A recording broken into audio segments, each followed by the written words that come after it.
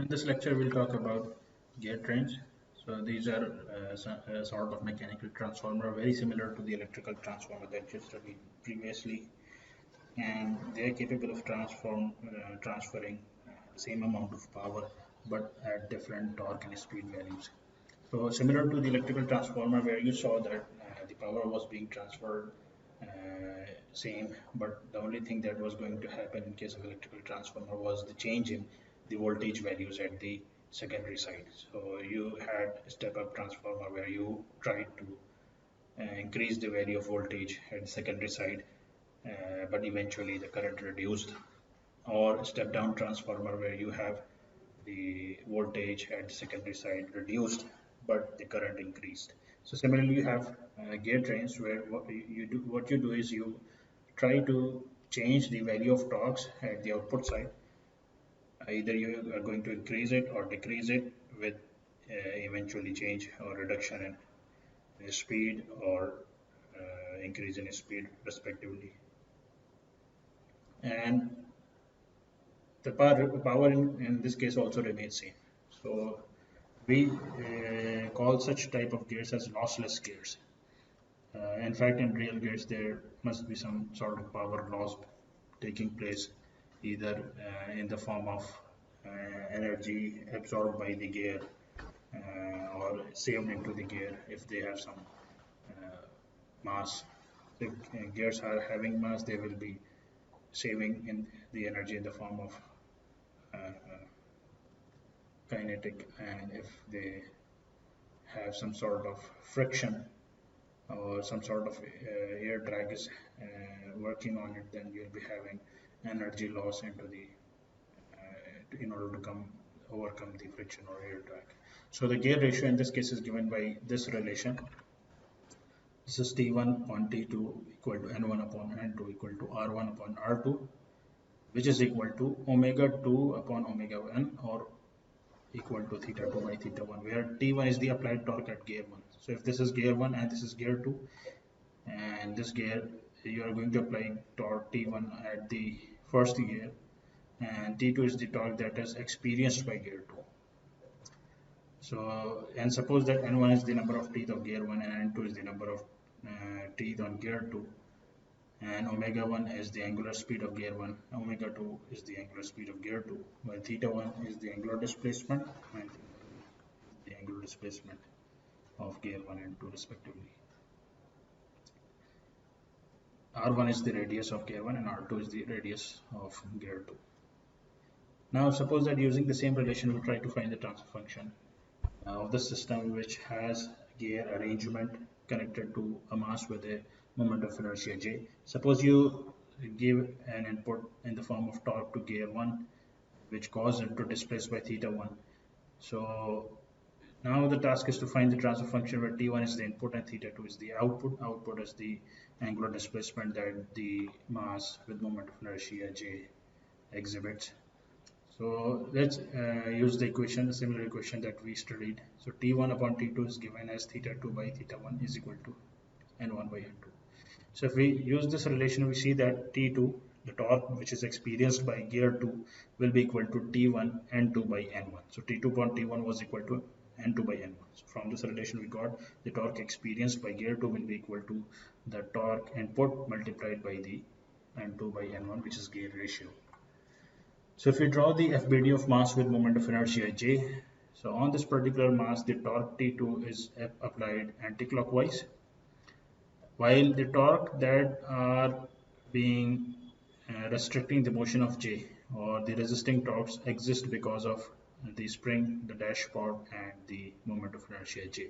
So if we draw these resisting torques, we get K theta 2. So since theta 2 is the angular displacement that J exhibits, and thus the torque because of a spring, and the spring is rigidly connected on the wall on the other side, and thus on one side it will be having an angular displacement theta 2, while on the other side there will be no angular displacement, and hence the torque that this spring will be exerting on the mass will be K theta 2. Likewise, dashpot will exert a resisting torque d omega, or d by dt of theta 2. And the third resisting torque will be because of moment of inertia J, which would be J alpha, which is nothing but J times d square by dt square of theta 2. Now if we equate the resisting and the acting torques together, what we get is the relation given by 2. So torque T2, which is applied to the mass, is equal to all the other resisting torques. And if we substitute from T2 from equation 1 into 2, so what we get is this relation. And if we take the Laplace transform of this equation, we get this. So now in this particular equation, we had T1 theta 2 function of time, while now after taking Laplace transform, this T1 and these theta 2 will now become function of S. So I have not written them as a function of T or S in order to make things simpler and easier to understand. So this can further be simplified as this, and therefore we can obtain the transfer function as the relation theta 2 by theta 1, which is nothing but n2 by n1 into 1 upon k plus s square j plus sd. So this is the required transfer function of the system that was given. And now suppose that you are given multiple gears. So let's say we have a gear arrangement comprising of 1, 2, 3, 4, 5, 6 gears. So the first gear has N1 teeth, the second has N2, third N3, N4, N5, and N6 respectively. So let's say that we gave an input, we applied a torque at the gear 1 side and it exhibited angular displacement theta 1. Then we have movement in the gear 2. Now N2 and N3 are rigidly connected. So whatever angular displacement N2 will be having, the same angular displacement will be exhibited by N3. Likewise, whatever angular displacement gear 4 will be having, the same angular displacement will be observed in the 5th gear, and so on. So we, using the same relation that we studied in the first slide, that is gear ratio, it says that N1 by N2 is theta 2 by theta 1. So using this relation, we at this stage obtain the angular displacements. So in the second gear, you see theta 2 upon theta 1 will be equal to N1 by N2, and thus theta 2 will be written as N1 by N2 equal to theta 1. Likewise, the relation between theta 3 and theta 2 exists as N3 upon N4 divided by theta 2. So, sorry, multiplied by theta 2. Now, if we substitute this value here, what we get is theta 3 will be equal to N1, N3 upon N2, N4, theta 1. Likewise, a relation exists between theta 4 and theta 3, which is equal to N5 by N6. So from this we get theta 4 and we substitute theta 3 from this relation. Here what we get is this relation. So we obtain the relation between the final angular displacement and the initial angular displacement, first angular displacement, like this. So we do this in order to simplify our problem. So we can write the equations for each of the gear sets, and then from that relation we can finally get this relation. But it's easier that if you keep on writing the relations on the figure itself like this. So using this thing, we try to solve a problem having multiple gears. So suppose that it's required to find the transfer function. And in the first case, the theta 3 is taken as output, so it's the angular displacement that the mass exhibits is taken as output. And in the second case, we have theta 1, which is nothing but the gear 1, which exhibits an angular displacement theta 1 is taken as output. So let's try to solve the first problem. So from this figure, if we see, we can find the relation between theta 3 and theta 1. So since we see that in case of transfer function, since we know that input is t1, while output in one case is taken as theta 3 and the second case is theta 1, so we don't require theta 2. Thus we will try to obtain a relation between theta 3 and theta 1 in order to obtain both in the transfer function in both the cases. So theta 3, using this way, and we can obtain the relation between theta 2 and theta 1, then again theta 3 and theta 2, which can finally be written in the form like this. Similarly, we can obtain a relation between T3 and T1. So since T2 upon T1 is nothing but N2 by N1 and T3 by T2 is nothing but N4 by N3. So from this we can obtain a relation between T3 and T1, which is given by this relation. Now using these two equations, we first tried to obtain the FBD of mass attached to the gear trains. So let's say J has a applied torque T3 anti-clockwise. So if you look at this figure, you have T3 applied to this J anti-clockwise. So T3 is nothing but the torque which is experienced by this mass because of gears. Then the actual input is T1. So we are transmitting this torque T1 through gears in the form of T3 experienced by the mass J. So T3 is the applied torque, while the resisting torque in this case is, since we don't have any spring attached to it or a dashpot attached, we only have mass, the moment of inertia. And thus the resisting torque that exists in case of this will be J alpha, or d squared by dt squared of theta 3. Theta 3 is the angular displacement that J exhibits. So there is no other uh, resisting torque that exist, and thus we equate them to form the equation T3 equal to J alpha. And now using the previous relation, since we are required to find the transfer function where input we will, so in order to find the transfer function, what we do is we try to obtain a relation, the final relation in terms of input and output. So if you look at this relation, you have the output theta 3, but T3 is not the input, neither output, no input. Now we'll substitute the value from this equation. Since T3, we have a relation between T3 and T1. So we'll be substituting to obtain a relation, a final relation between theta 3 and T1 like this. So now if we take the Laplace transform of this equation, we get transfer function in this form, which is output upon input. In the second case, in order to obtain the transfer function in terms of theta 1, so since theta 1 in the second case is taken as output, so we are going to substitute the relation we obtain between theta 3 and theta 1. So this is the relation we obtain in terms of theta 1. So we are going to substitute this relation in this equation, and we'll obtain the transfer function in terms of theta 1 as this. So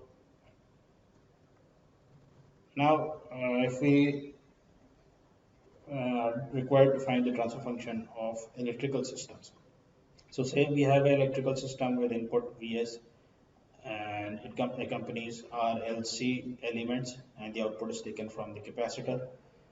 So in this type of circuit, so as I told you before that to find the transfer function, you will first have to apply all the basic laws that governs the dynamics of the system. So for mechanical system, we have Newton's law, D.L.Embert's principle that governs the dynamics. Then in case of electrical networks, we have Kirchhoff's voltage law and current law that governs the dynamics of electrical systems. So in this question, we are going to apply KVL or KCL in order to obtain the relation between input and output. So applying KVL will give the supply voltage Vs in terms of the voltage drops that take place in resistor, inductor, and capacitor. So the voltage drop that takes place in resistors is IR, in inductor is L di by dt, and in capacitor is 1 upon C integral of I dt. So Vs can be equated with the voltage drops that take place in each of these elements. So we call this equation as 1. Now we have a relation of output. Since we are desired or required to find transfer function where V naught is taken as output. So this is output while this is input. So we are at final required to find the relation between V naught and Vs. So from equation 1 we obtained a relation between Vs and I. So I is a variable that is required to be eliminated, and thus we need to find a relation between I and V naught in order to find the final relation between Vs and V naught. So if you look at the voltage drop that takes place at capacitor is given by a relation V naught equal to 1 upon C I dt. So this is a relation. Equation 2 shows a relation between V naught and I. So now using 1 and 2, we will try to eliminate I and obtain a relation between Vs and V naught. So now we apply Laplace transform to each of these equations to get Vs as IR plus SLI plus 1 upon SCI, assuming all initial conditions as 0, as I kept on saying you that initial conditions are always taken 0 when you talk about transfer function. So in case of equation 2, if you apply Laplace transform, for further simplifying, this relation gives you Vs as R plus SL plus 1 upon SC I. So you obtain a relation of I in terms of Vs as this, and we call this as equation A. Now from equation 2, on applying Laplace transform, you get V naught as 1 upon SC times I. So now we are going to eliminate the term I. So in order to do so, from equation A, we'll substitute the value of I in equation B to get a relation between V naught and Vs, and the final transfer function is given by this relation. So this is how we are going to solve the electrical networks as well. And wherever you get any type of network or any type of system, you first have to find the basic laws that governs that system. So for example, if you're going to talk about a mechanical system, you have Newton's law, the D'Alembert's principle. In electrical systems, you have KVL and KCL. If you're going to talk about, let's say, hydraulic system, then there should be laws that governs the hydraulic system and other systems as well. So you will you're always required to apply the basic laws that will be governing the systems in order to obtain the relation between input and output or the transfer function of the system.